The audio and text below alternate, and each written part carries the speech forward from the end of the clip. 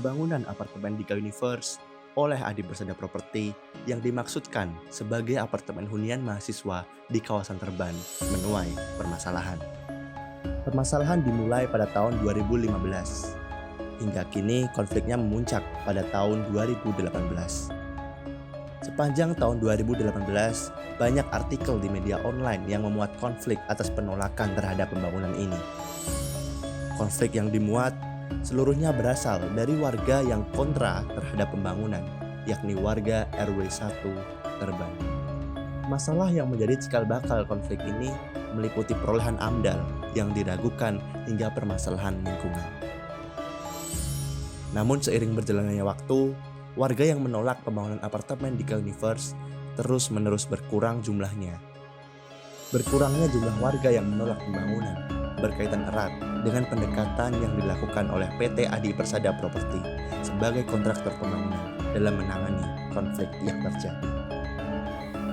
Pada tahun 2013, APP mulai melakukan sosialisasi pembangunan apartemen kepada warga sekitar Terban, Kecamatan Gondokusuman, Yogyakarta. Namun, hingga tahun 2015 belum juga menemukan titik temu karena adanya penolakan dari warga setempat dan gagal mengantongi uji AMDAL. Kegagalan ini dikarenakan adanya moratorium izin hotel dan apartemen hingga akhir tahun 2018.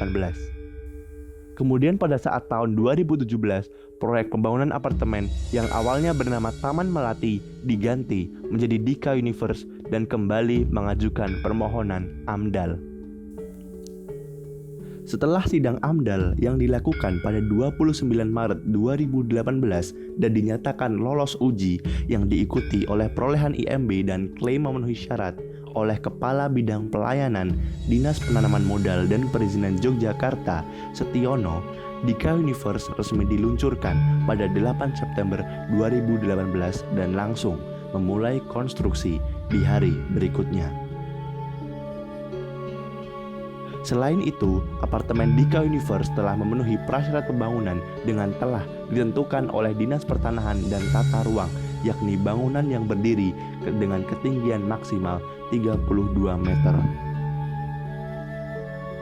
Sejumlah warga yang khawatir terhadap dampak lingkungan maupun sosial yang ditimbulkan oleh pembangunan Dika Universe mendatangi Forum Pemantau Independen Fakta Integritas atau FORPI, menuntut keterbukaan IMB dan AMDAL yang dikeluarkan oleh pemerintah kota.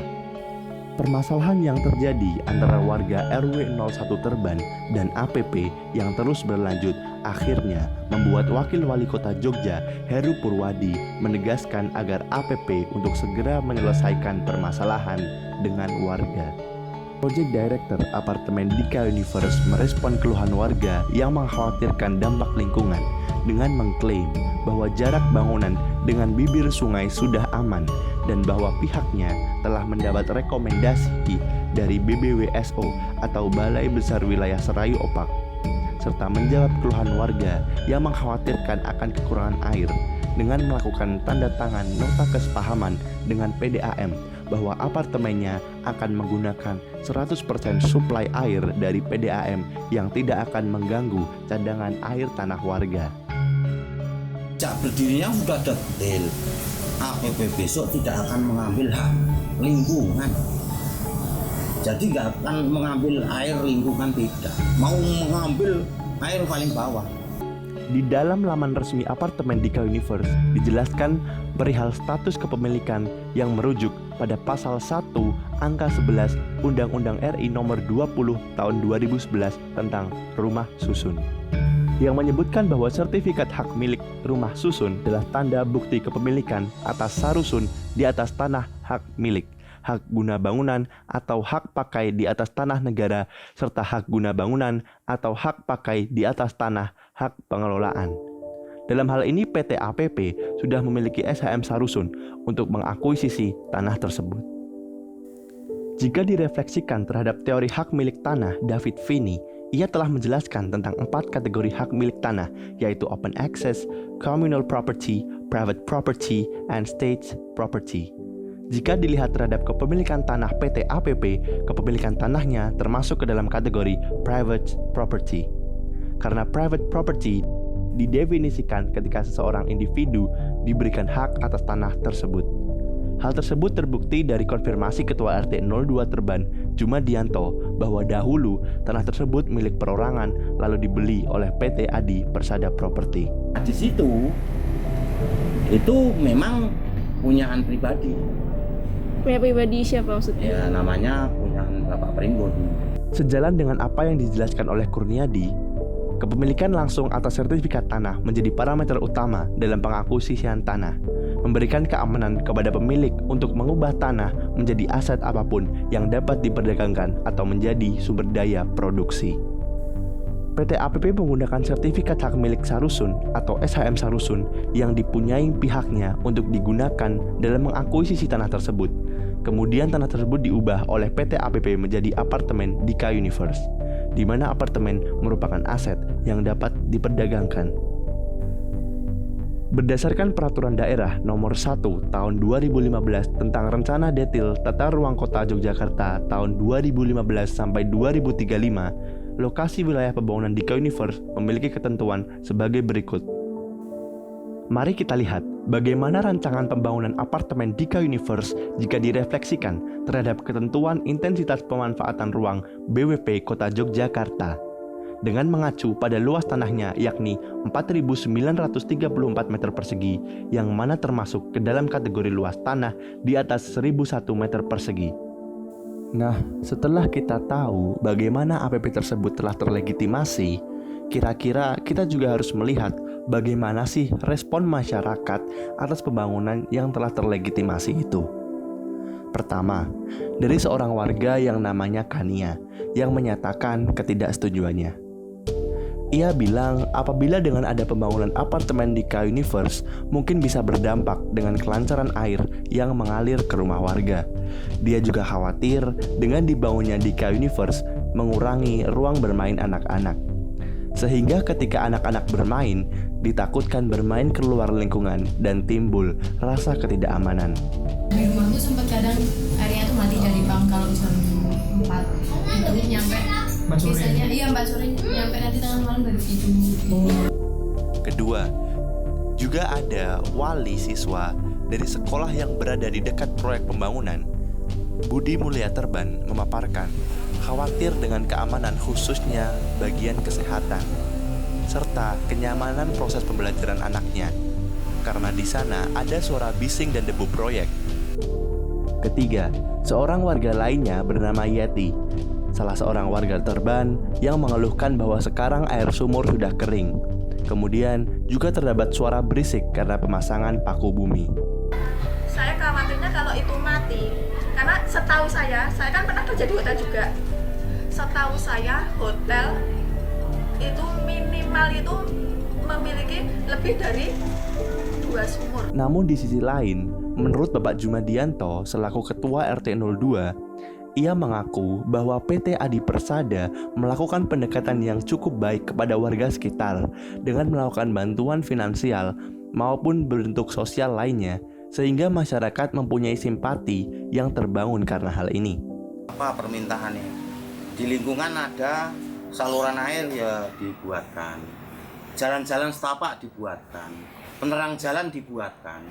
Di situ memang sudah terlalu bagus sosialnya. Menurut wawancara kami, Bapak Jumadianto memiliki anggapan bahwa pemilik tanah berhak untuk menggunakan tanah tersebut sesuai kepentingannya, sesuai dengan teori properti yang menyatakan bahwa kepemilikan tersebut telah dimiliki oleh APP.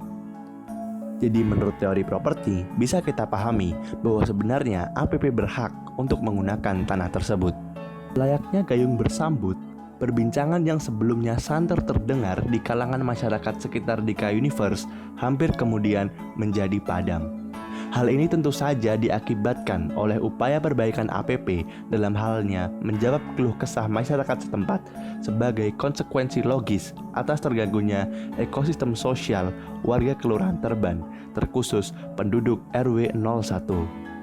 Untuk membahas tentang hal ini, mari kita saksikan sekilas tentang teori akses. Dalam teori akses, Ribot dan Peluso memperluas makna akses menjadi kemampuan siapapun untuk mengambil manfaat dari hal-hal termasuk benda material, orang, institusi, dan simbol. Perwujudan akses ini sangat erat kaitannya dengan kapabilitas seseorang ataupun sekelompok orang dalam memenuhi kebutuhan ekonomi politiknya melalui interaksi sosial. Akses dapat dilihat dari dua framework utama. Pertama, akses kontrol, yakni kemampuan seseorang untuk menengahi atau menginterupsi akses orang lain. Kedua, akses maintenance, yakni kemampuan untuk membuat akses jenis sumber daya tertentu tetap terbuka sehingga pemanfaatan sumber daya atau kekuasaan dapat terus dilakukan. Jika digambarkan, akses kontrol dan akses maintenance berjalan paralel dengan konsepsi Marx tentang relasi antara modal dan tenaga kerja, di mana relasi antara aktor yang memiliki kapital dan mereka yang bekerja dengan modal orang lain atau alat-alat produksi lainnya dapat disejajarkan dengan relasi yang tercipta antara aktor yang mengendalikan akses dan mereka yang harus mempertahankan akses. Tetapi, berbeda dengan konsepsi Marx tentang kelas sosial, mereka yang mengontrol maupun memelihara akses tidak dapat diklasifikasikan ke dalam kelas sosial yang pasti karena sifat relasi akses yang sangat dinamis bergantung pada kekuasaan dan mekanisme yang terjadi antar aktor. Dengan menggunakan teori tadi, dapat dijelaskan bahwa APP yang memiliki kuasa atas physical akses berupa tanah dan apartemen, kemudian berusaha memberikan akses dalam bentuk lain kepada masyarakat sekitar yang terdampak. Substitusi akses yang dilakukan APP antara lain ialah pemberian uang kompensasi, pembangunan balai desa, penyediaan lapangan pekerjaan, dan pemberian perlengkapan serta peralatan penunjang kegiatan masyarakat sekitar, seperti halnya karpet masjid, AC sekolah, dan lainnya. Masyarakat yang telah mendapat akses dalam bentuk baru inilah yang kemudian terbukti memiliki tingkat resistensi lebih rendah daripada sebelumnya, meskipun mereka tahu betul bahwa APP tetap menjadi pihak tunggal yang menguasai physical akses di sana. Pada akhirnya, redamnya konflik pembangunan apartemen di K Universe erat kaitannya dengan pendekatan yang dilakukan oleh pihak PT Adi Persada Property dengan melakukan penawaran pergantian akses yang dibutuhkan masyarakat.